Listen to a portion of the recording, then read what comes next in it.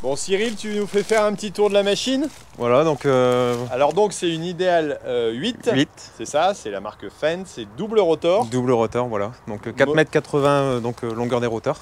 Longueur des rotors, on a une coupe là de 9,20 m. 9,20 m, coupe à tapis. Coupe à tapis. Ensuite donc convoyeur. Ensuite on passe donc sur un rouleau. Ça, on va regarder un peu plus près. Un peu plus près, donc on a un rouleau feeder qui va permettre d'accompagner donc le produit dans les rotors, qui tourne donc à 70% du régime des rotors. D'accord. Ensuite, donc au niveau des, on a 1,20 m donc sur la continuité des rotors, où on a 8 battes, 8 lattes. Ok. Et ensuite donc 4 corbeilles qui va permettre donc comparé à une machine classique, pour ceux qui ne connaissent pas, normalement les batteurs sont dans l'autre sens. Voilà, et voilà. Là les machines à rotor sont vraiment dans ce sens-là, quoi. Donc 80% du battage se fait ici sur les 1,20 m. Okay. Et ensuite, donc, au niveau séparation, donc la séparation se fait sur 1,20 m et ensuite on a donc décharge directe de la paille. Donc on a des doigts qui sont brevetés et une inclinaison bien définie qui permet donc de on va dire, conserver la qualité de paille et décharge directe de la paille. Donc ensuite, le moteur est là-haut. Le moteur, donc on est sur un moteur MAN de 550 chevaux. Le même que celui sur les 1050. Sur le 1050, voilà. D'accord. 12 litres 4. Trémi 12 500 litres. Donc 12 500 litres, voilà. Capacité de vidange 140 litres seconde. Et possibilité d'avoir donc en option 17 100 litres et 210 litres seconde. D'accord, on peut encore augmenter la capacité. Voilà. Donc ensuite, au niveau des menus paille, possibilité. Donc 3 possibilités, soit on les positionne dans le broyeur, dans l'andin ou à l'extérieur. Donc réglage, possibilité d'avoir électrique ou manuel. Et ensuite, à partir de la cabine, directement, on peut passer du mode andin ou broyeur. Commande directe. Donc voici. Okay. Donc ensuite, tout ce qui est, on va dire, au niveau entretien, ça permet de faciliter aussi pour le client l'entretien journalier.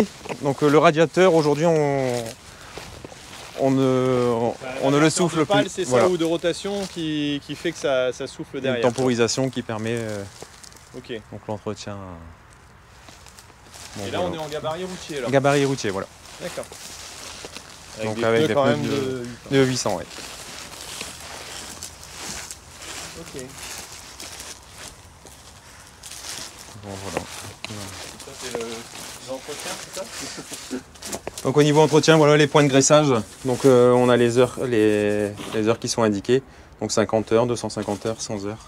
D'accord, ouais, le moine c'est 50 heures. 50 heures, oui. D'accord. Donc qui permet vraiment un entretien journalier vraiment simple, quoi. Voilà. Ok.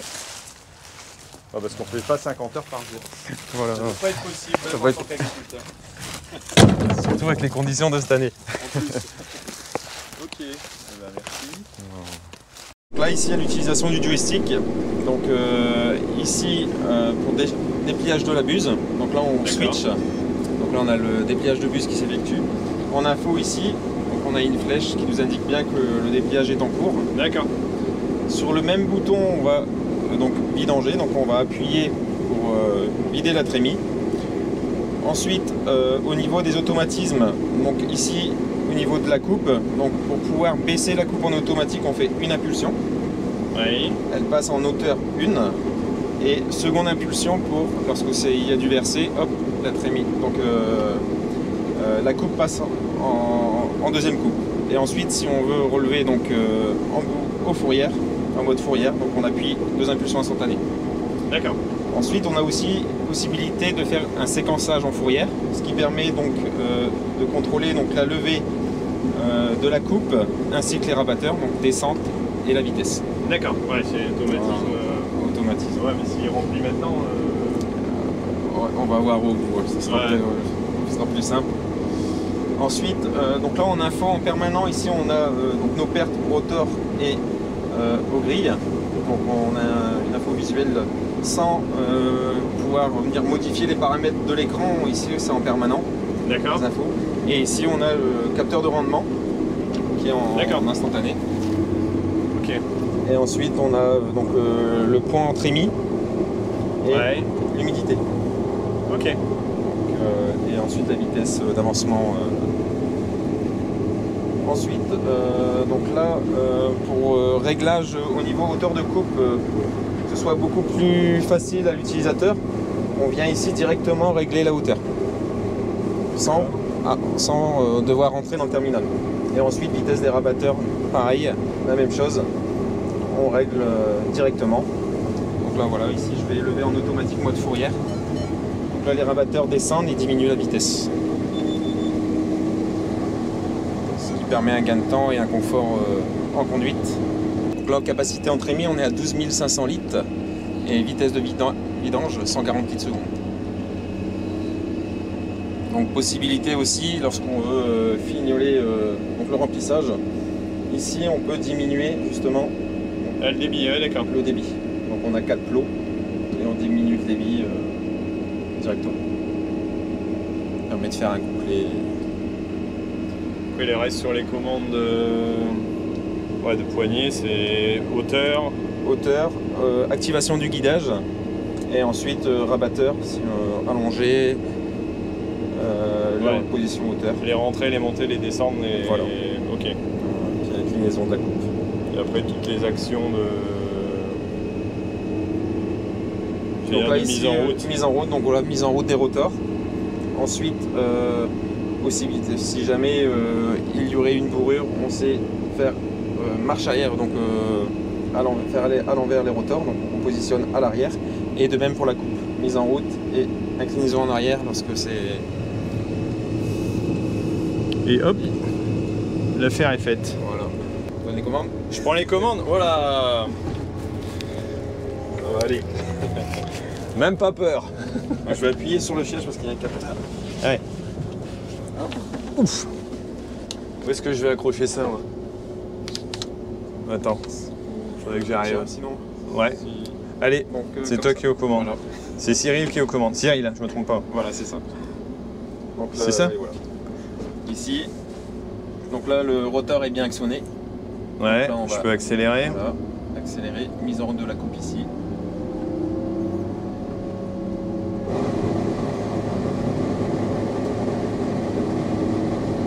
La veine est partie, on va pouvoir replier la buse. Donc voilà.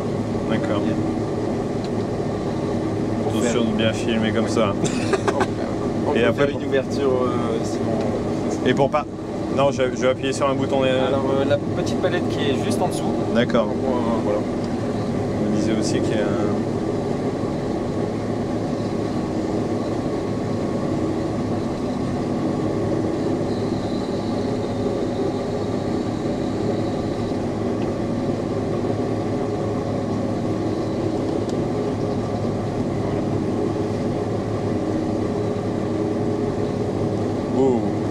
Doucement, tiens.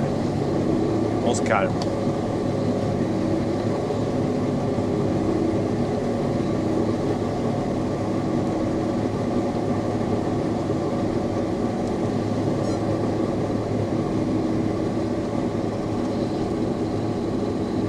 Là, c'est automatique, c'est bon? C'est automatique, oui, voilà. Là, on peut avancer. Une fois qu'ici, on a l'indication, hop, mode automatique est enclenché. Là, il n'y a pas de... Non, t'as pas fait de ligne. Non, non. Une ouverture, je pense qu'après, on va faire une ouverture au milieu, comme ça.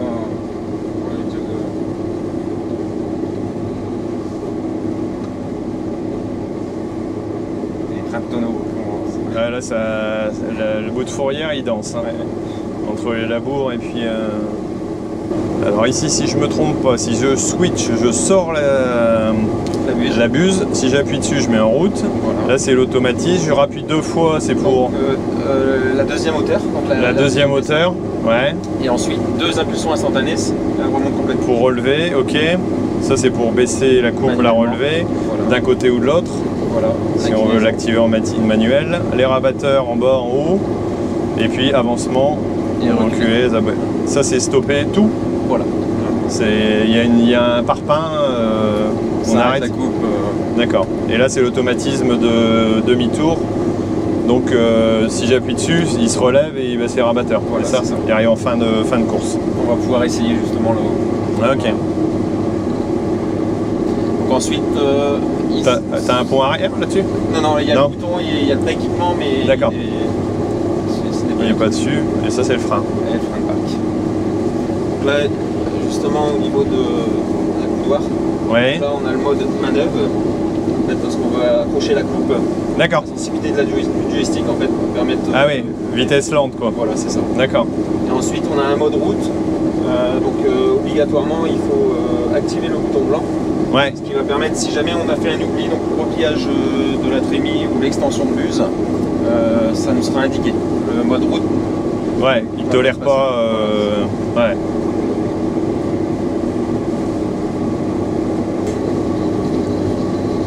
Mince, la coupe n'est pas assez large pour moi. On aurait dû prendre la. C'est quoi au-dessus alors? C'est 10,70 m. 10,70 m.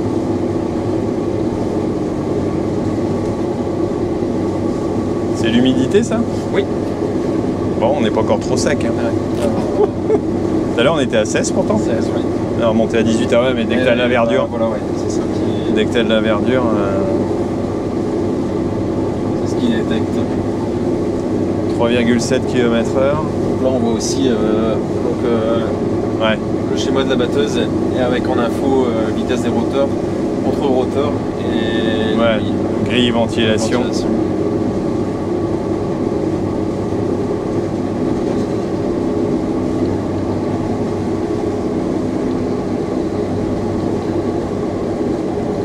Je vais attraper le mal de mer dans ce champ-là.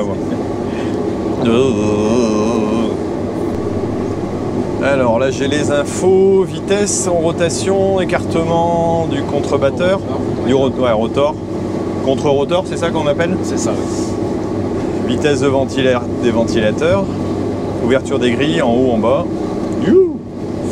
Ensuite, juste au-dessus, on a la charge moteur, 80%. Ah ouais, d'accord, d'accord. Après ça c'est vitesse de trémie, on peut les ralentir, hein, c'est ça? Voilà, c'est ça. Ok. Ouais, après ici c'est le système de guidage RTK. Voilà. Et après tu as l'ensemble de commandes. Les paramètres de réglage de la machine. Ok. Et ici, hauteur de coupe. Donc réglage rapide en fait, on a pas aller sur le joystick comme ça directement. Et là la vitesse des rabatteurs.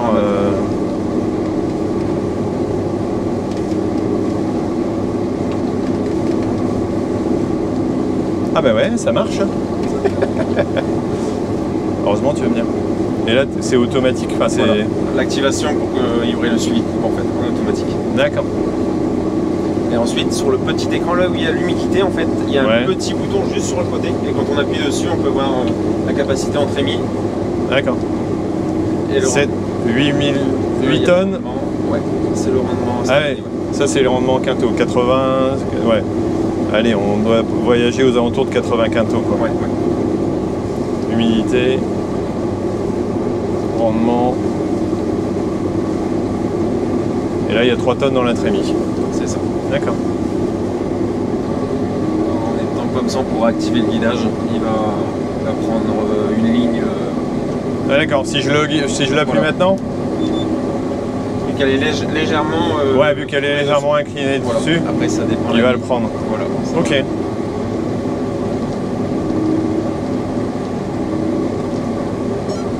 Et doucement Thierry. J'étais un peu chaud bouillant. Bon. Là on va essayer le mode automatique. Je vais cliquer sur auto. Ouais. Là, donc ce sera par rapport à la charge convoyeur et perte au roteur et aux grilles. Ok. Donc là on vient limiter, plafonner le régime, donc la vitesse d'avancement, mini, maxi. D'accord. Donc là on fait une impulsion, donc on maintient le joystick à droite. Ouais. Jusqu'à temps que l'icône passe au vert. Et là elle passe en mode automatique. Ok. Donc là au début on va regarder comment elle se comporte. Ah, donc là elle se charge en fonction, donc comme tu disais, de l'avancement dans le convoyeur. Voilà. De la quantité dans le convoyeur au niveau des rotors. Alors, voilà la charge qu'il y a dans le convoyeur, en fait le flux.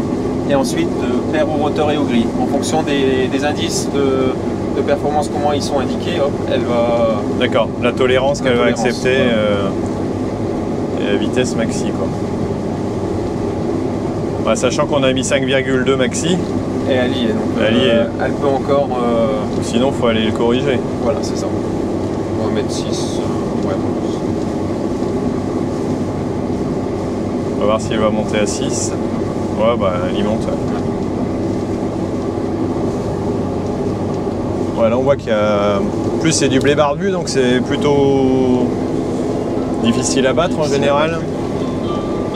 Bon Cyril, c'est dommage, tu vas partir en tracteur avec une benne, moi je vais garder la batteuse. avec plaisir. Je repasserai faire une... Mais après tu t'occupes des vidéos. Hein. Là on a 4 tonnes 7. Ouais, donc on va pouvoir vider en prenant ici comme ça sera peut-être... Oups. Alors est-ce que je vais être au point pour la reprise suivante? Après 2 tours de révision, ça va le faire. Ça va le faire.